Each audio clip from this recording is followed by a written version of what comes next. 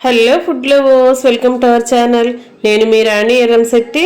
Friends, ఈరోజు చిన్నపిల్లలకి చాలా ఇష్టమైన రిబ్బన్ పకోడీ అండి. చాలా చాలా క్రిస్పీగా టేస్టీగా ఉంటుంది. చిన్నపిల్లలే కాదు, పెద్ద వయసు వారు కూడా చక్కగా కమ్మగా తినొచ్చండి. చాలా సాఫ్ట్గా, లోపల గుల్లగుల్లగా, పైకి క్రిస్పీగా చాలా చాలా బాగుంటుంది. ఆ ప్రాసెస్ అంతా చూద్దాం. వీడియోని ఫస్ట్ నుంచి లాస్ట్ వరకు చూడండి. మధ్య మధ్యలో స్కిప్ చేయకుండా చూసినప్పుడే ప్రాసెస్ అంతా క్లియర్గా అర్థమవుతుంది. అన్నీ కూడా మన ఇంట్లో ఉన్న ఇంగ్రీడియంట్స్తోనే చేసి చూపించబోతున్నానండి. మీ అందరికీ కూడా ఈ రెసిపీ అనేది బాగా నచ్చుతుంది. అలాగే ఛానల్ని ఫస్ట్ టైం వాచ్ చేసిన వారు సబ్స్క్రైబ్ చేసుకుని పక్కనే ఉన్న బెల్ బటన్ని క్లిక్ చేయండి. నేను పెట్టబోయే రెసిపీస్ అన్నీ మీ ఫోన్కి నోటిఫికేషన్కి వస్తాయి. ఏ రోజు రెసిపీ ఆ రోజు ఓపెన్ చేసి చూడండి. వాటిలో మీకు నచ్చిన రెసిపీని కుక్ చేసి పిల్లలకి ఫ్యామిలీకి సర్వ్ చేయండి. ఇంకా ప్రాసెస్లోకి వెళ్ళిపోదాం. ఒక మిక్సింగ్ బౌల్ తీసుకుని దానిలోకి 1 కప్పు నిండా శనగపిండి తీసుకుని వేసుకోండి. అదే కప్పుతో 2 కప్పుల పొడి బియ్యం పిండి తీసుకుని వేసుకోండి. మనం ఏ కప్పుతో శనగపిండి తీసుకుంటే అదే కప్పుతో 2 కప్పుల పొడి బియ్యం పిండి అండి. ఇలా వేసుకున్నాం కదా, ఇవి రెండు బాగా కలిసేంత వరకు స్పూన్తో బాగా కలపండి. శనగపిండి బియ్యం పిండి బాగా కలిసిపోయేంత వరకు కలిపిన తర్వాత టేస్ట్కి సరిపడా సాల్ట్ వేసుకోండి. అలాగే 1.5 స్పూన్లు కారం వేసుకోండి. ఇప్పుడు 1 అర టీ స్పూన్ వరకు వాము వేసుకుని ఇవన్నీ కూడా పిండిలో కలిసేంత వరకు చేత్తో బాగా కలపండి. చిటికెడు వంట సోడా కూడా వేసుకోండి. ఈ 4 ఇంగ్రీడియంట్స్ కూడా పిండిలో కలిసేంత వరకు చేత్తో బాగా కలపండి.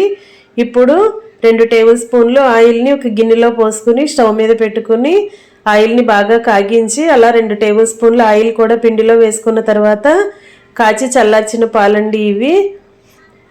పాలతో మనం పిండిని కలపబోతున్నాం.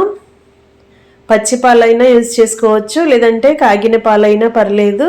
కొంచెం గోరువెచ్చగా ఉన్న పాలైతే ఇంకా పిండి అనేది చాలా మగ్గి సాఫ్ట్గా ఇంకా గుల్లగుల్లగా వస్తుందండి పకోడీ అనేది. గోరువెచ్చని పాలైనా పోసుకోవచ్చు, పచ్చి పాలైనా పోసుకోవచ్చు, లేదా కాసి చల్లార్చిన పాలైనా పోసుకోవచ్చు. 1 కప్పు శనగపిండి తీసుకున్నాం కదా, 2 కప్పుల బియ్యం పిండి తీసుకున్నాం కదా, అదే కప్పుతో 1 కప్పు పాలు తీసుకుని పోసుకోండి, సరిపోతుంది. తర్వాత కొంచెం కొంచెంగా వాటర్ పోసుకుంటూ పిండిని ఇలా మురుకుల పిండిలాగా రెడీ చేయండి.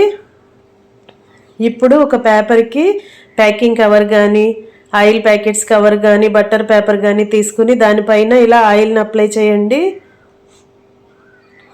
ఇప్పుడు జంతికల గొట్టం తీసుకుని దానిలో ఇలా రిబ్బన్ పకోడీ ప్లేట్ ఉంటుంది కదా, దానిని అలా గొట్టంలో వేసుకుని ఆ జంతికల గొట్టం లోపలంతా కూడా ఆయిల్ని అప్లై చేయండి.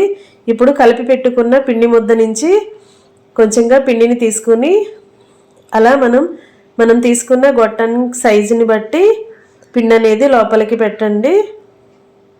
ఇప్పుడు మూతని క్లోజ్ చేసుకుని మనం ఆయిల్ ప్యాకెట్కి ఆయిల్ అప్లై చేసి ఉంచాం కదా, దానిపైన ఇలా పకోడీని వత్తండి. పిండి అనేది మరీ గట్టిగా కలపకుండా కొంచెం సాఫ్ట్గా కలుపుకున్నట్లయితే మనం ఒత్తుకోవటానికి ఈజీగా వస్తుందండి. పిండి అనేది చాలా ఈజీగా కిందకి జారుతూ వచ్చేస్తుంది. ఈ విధంగా మొత్తం అన్నీ కూడా పేపర్కి పట్టినన్ని మురుకుల్ని ఒత్తుకోండి. ఇదే విధంగా మిగిలిన పిండిని కూడా వేరొక ప్లేట్ కానీ ఏదైనా కవర్ కానీ తీసుకుని దానికి కూడా సేమ్ ఇదే ప్రాసెస్తో ఆయిల్ని అప్లై చేసి ప్లేట్ పైన కూడా ఇదే విధంగా మురుకుల్ని ఒత్తుకోండి. ఇప్పుడు స్టవ్ ఆన్ చేసి కళాయి పెట్టుకుని ఆయిల్ కాగిన తర్వాత డీప్ ఫ్రైకి సరిపడా ఆయిల్ పోసుకోండి. కాగిన తర్వాత ఫ్లేమ్ కొంచెం తగ్గించుకుని ఇలా ఆయిల్కి పట్టినన్ని మురుకుల్ని వేసుకోండి.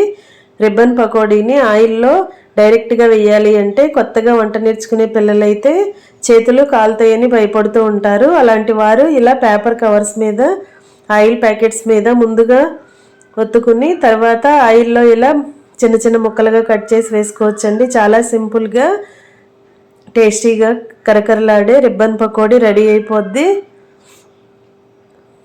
ఇలా ఆయిల్లో కరెక్ట్గా డీప్ ఫ్రై అయిన తర్వాత ఆయిల్ నుండి తీసేసుకోండి. ఇదే ప్రాసెస్లో మిగిలిన రిబ్బన్ పకోడీ కూడా సేమ్ అలాగే ఇలా చిన్న చిన్న ముక్కలుగా కట్ చేసుకుని ఇలా వేసుకోండి.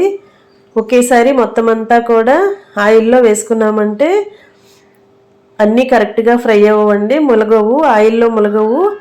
అందుకే ఇలా కొంచెం కొంచెంగా కొన్ని ముక్కల్ని మాత్రమే వేసుకుని కరెక్ట్గా డీప్ ఫ్రై చేసుకోండి. క్రిస్పీగా అయ్యేంత వరకు ఫ్రై చేసుకుని వెంటనే ఆయిల్ నుండి తీసి పక్కన పెట్టేసుకోండి. ఇదే విధంగా మిగిలినవన్నీ కూడా రెడీ చేసి పెట్టుకోండి. ఇంకా రెడీ అయిపోయిందండి. చాలా చాలా టేస్టీగా కమ్మగా ఉండే పాల రిబ్బన్ పకోడీ. చాలా టేస్టీగా ఉంటుంది. చిన్న వయసు వారు, పెద్ద వయసు వారు అందరూ కూడా చాలా ఈజీగా తినొచ్చు. వీడియో నచ్చినట్లయితే లైక్ చేయండి. మీరు కూడా కుక్ చేసి ఫ్యామిలీకి సర్వ్ చేయండి. ఛానల్ని ఫస్ట్ టైం వాచ్ చేసిన వారు సబ్స్క్రైబ్ చేసుకుని పక్కనే ఉన్న బెల్ బటన్ని క్లిక్ చేయండి. నేను పెట్టబోయే రెసిపీస్ అన్నీ మీ ఫోన్కి నోటిఫికేషన్కి వస్తాయి. ఏ రోజు రెసిపీ ఆ రోజు ఓపెన్ చేసి చూడండి. మీకు అవి నచ్చేలా ఉంటాయి. మరొక రెసిపీతో మళ్ళీ కలుద్దాం. Thanks for watching. నేను మీ రాణి ఎర్రంశెట్టి.